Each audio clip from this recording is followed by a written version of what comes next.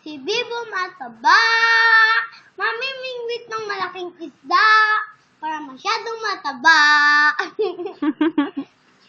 Si Papa mataba, mamimingwit ng sobrang laking isda, para masyadong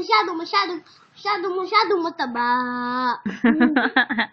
Si Mama mataba, mamimingwit ng sobrang malaking isda. Sobrang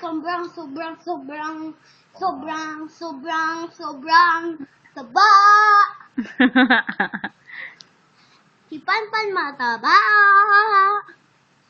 mamimingwit ng maliit na isda.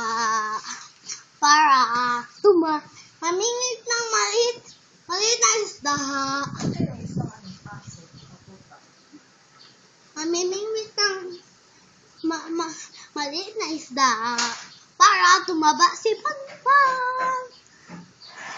Si Tito Cheska mataba. Mamimingwit ng malaking isda para tumaba ulit, para manganak siya.